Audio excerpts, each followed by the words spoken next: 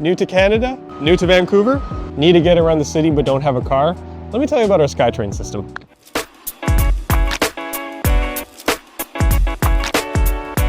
Built during Expo '86, Vancouver's medium-capacity rapid transit system, or Skytrain as we like to call it, was built to give riders panoramic views while commuting to the city. After opening the Evergreen extension in 2016, the Skytrain became the longest rapid transit system in Canada.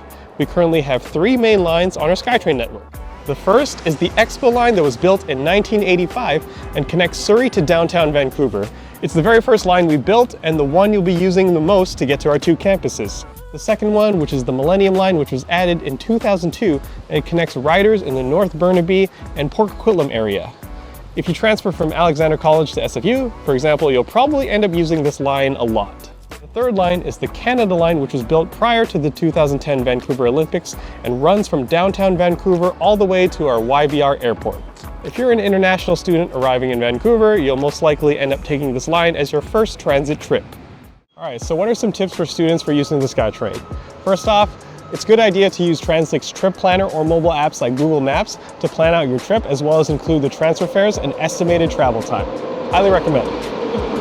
We also recommend getting a Compass card because this reloadable smart card is something you can keep adding value to it and then tap in and out of the transit gates for a seamless travel experience. By the way, be aware of the frequency and timings of the Skytrain to avoid long waits and plan your day. Pro tip, pay attention to the overhead signs or announcements so you don't get on the wrong train by accident. Trust me, it's not fun. It adds like 10 more minutes to your transit time. Also, just a general tip, whenever you're walking to the Skytrain or the bus, I highly recommend carrying an umbrella because Vancouver's weather is very unpredictable, so it could rain at any moment. But it's also a good idea to dress in layers so that if you get warmer, if you get colder, you could add or take off layers accordingly. Oh, also bonus tip, if you're taking the escalators up to the stations, it's good etiquette to stand to the right side of the escalators to let people that need to go past you. Oh. Also, while waiting for the train, it's good practice to let others go through by waiting off to the side before entering yourselves. It's just really nice common courtesy and it keeps things nicely organized, and I promise you'll get to your destination in no time. Also, once you're on the train, keep up that good etiquette and be mindful of the priority seats that are near the doors and let those who really need them have the seat. So where are you from and how was your first time using the Skytrain? I'm from Brazil and my first time using the transit, mainly the train, was here in Vancouver, and it was not hard but not easy at the same time. So how does this train systems like the Skytrain, for example, compare to yours in Brazil? Here I took the Skytrain every day. In Brazil, no. Oh, interesting. Yes, here was my first time taking the transit.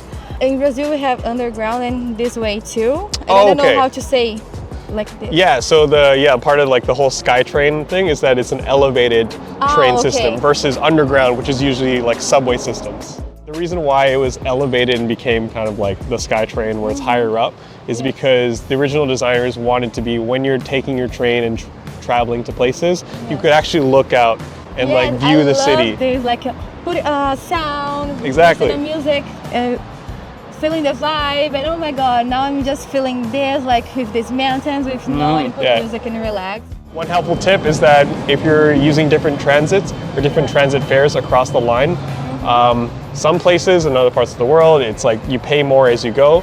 Yes. But for here, aside from going on the ferry or like Sea Bus or even the West Coast Express, you can do like a day pass. So you just pay that one price and you can kind of like just go everywhere on the lines. I think for the people just stay here in Vancouver to travel. Exactly. Oh, is your transit system or train system back home 24 hours? The train, but not the bus. Okay, because it's a good thing to note for Skytrain here.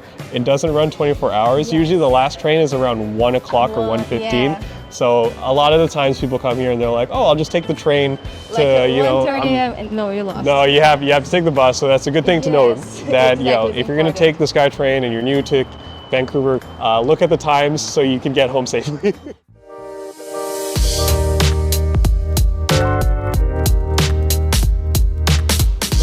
So if you're new to Vancouver or the college, the Skytrain is more than just getting from point A to point B on a fancy train.